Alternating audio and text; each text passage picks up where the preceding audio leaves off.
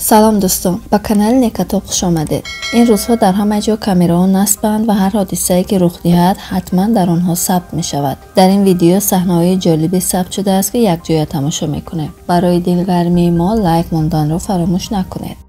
دوستان امروز با شما یک خبری بهترین داریم. شرکت آسیا مارکت طول چند ماه شد که با ما همکاری میکند و به مشتریان خود تنها داروهای گیاهی و ارگینال را پیشکش میکند. شرکت آسیا مارکت تصمیم گرفته است که به خاطر فرارسیدن نوروز از امروز سر کرده تا 22 مارت در همه داروهایشان 15% تخفیف اعلان کند و اکنون شما امکانیت دارید که همه داروهای آسیا مارکت را با تخفیف 15% خریداری کنید. نمرها در روی اکران زنگ زده از نام کانال ما سلام رسانید و این امکانیت را از دست ندهید. توی عجیب آدم وقتی اویله‌دار می شود دوستانش را حتما به توی دعوت می کند تا در این روزی مهم همراهش باشند. این عروس و داماد وقتی توی عروسیشان را در ساختمان شهرداری شهری منچستر انگلیا برگزار می کردند و گوشه خیالشان هم نمی آمد که یکی از شخصیت‌های مهم دولت و جهان به توی آنها بیاید. شاید باور نکنید اما ملکه الیزابت و شوهرش شاهزاده فیلیپ در توی آنها اشتراک کرده همه را حیران کردند. پیش از توی به این عروس داماد یعنی فرانسیسک و جان کنین گفته بودند که روزی توی یک مهمانی مهم به ساختمان شهرداری خواهد آمد. آنها وقتی فهمیدند که این مهمانی مهم ملکه انگلیا است برای آنها دعوتنامه فرستادند، اما اصلا باور نداشتند که او دعوتشان را قبول میکند. اما ملکه قبول کرد و هزاران نفر دیگر که به توی آمده بودند ملکه را از پیش دیدند. شاید یگان توی به جالبی توی آنها نبود چون که شخصیت اولی کشور در جشن آنها اشتراک کرده بود. لبیت های مجری. شاید این جالب ترین ویدیویی باشد که تا حال درباره لبیت ها تماشا کرده باشید.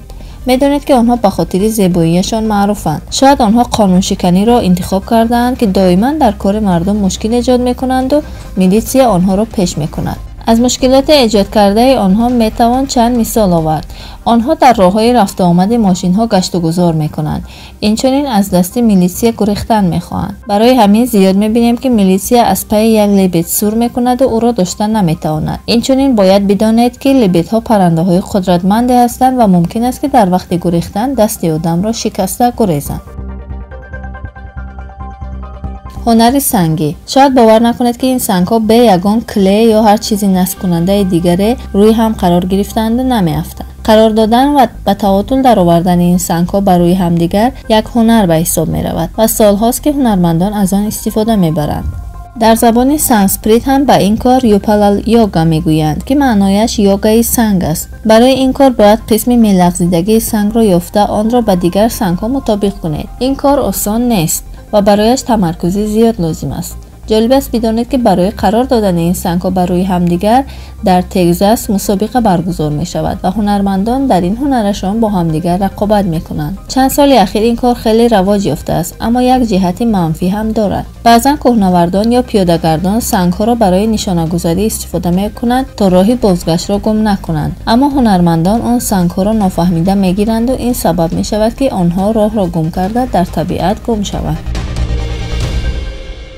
ربات رقاصه. کمپانی رباتسازی بوستون دینامیکس برای تبریک سال نو میلادی ویدیوی رقص ربات‌هایش را به نمایش گذاشت.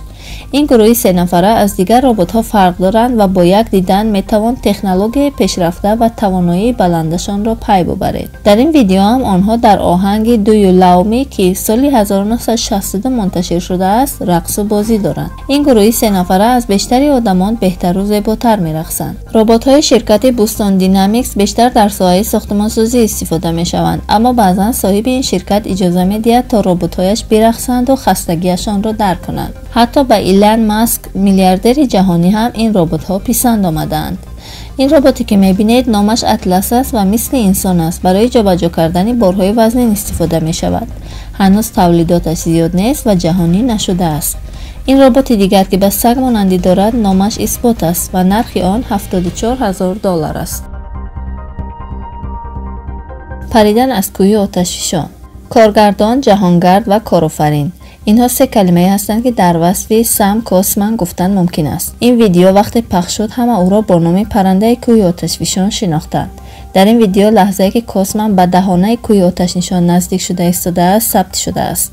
نام این کوه آتش نشان معروف بوده یکی از فعالترین آتشفشان‌های جهان به حساب می‌رود. اگر خواهید به قدرت این کوه باور کنید پس بدانید که شخصانی که جرأت داشتند و به این کوه نزدیک شدند از کسانی که به ماه سفر کردند خیلی کمتر است. حرارت این قسم زمین به 700 درجه می رسد و در آن پر از کسلت‌های سولفوری کشنده است. شما این را شوخی نفهمید. حالا شاید سوال پرسید که سم کوسمن در چنین جای چطور طاقت کرده است و نمرده است. سببش استفاده از لباسی خاصی است که در برابر گرما مقاوم بوده تا حرارت 3000 درجه هم آسیب نمی‌بیند.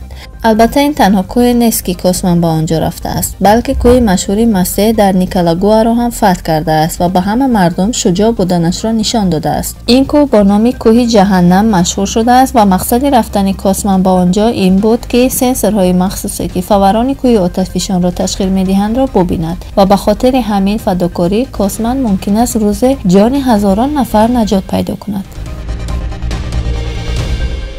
گوزن شمالی در پادوال. یک عائله آمریکایی صبح با صدای شکستن وسیله‌هایشان بیدار شدند و به پادوال در آمدند. آنها فکر می‌کردند که آنجا دزد در آمده است و وسایلشان را می‌دزدد، اما حتی به خیالشان هم نمی‌آمد که آنجا یک گوزن را می‌بینند. وقتی واقعیت را دیدند حیرت زده شدند.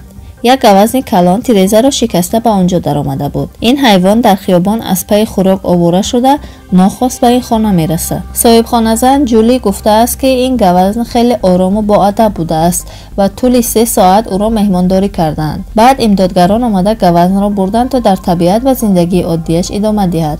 برای برآوردن گوزنی 270 کیلوگرمه از خانه 6 نفر با همدیگر کوشش کردند. این داستان پایانی خوبی داشت و به کسی آسیبی نرسید.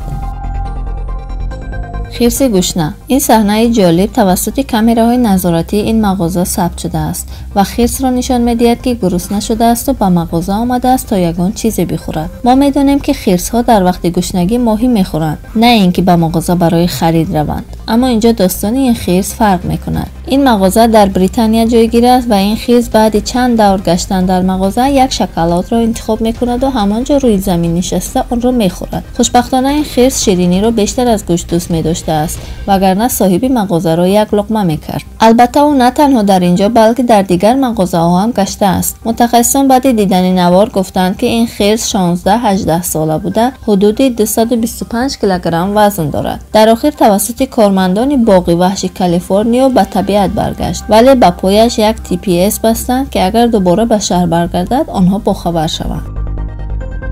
بالانس روی بلندآشیانه ها. جیسون پاول که کارش پریدن از این ساختمان به ساختمان دیگر است از چیزی نمیترسد. اگر چند ثانیه ویدیویش را تماشا کنید ضربان قلبتان زیاد می شود و سرتان چرخ می زند. در این ویدیوی نشر شده او در یک ساختمان 150 متره برآمده می خواهد با دستانش مشق کند. من جرئت ندارم با پا روی آن ساختمان ایستم، اما این ورزشکار که رید بول و گوپرو او را اسپانسری می کنند با آسانی می تواند این کار را کند. جالب است بدانید که او 2 بار برنده مسابقات معروف آرت ماشین رید بول شده است و چیز پیشی راه او را گرفتن نمی تواند.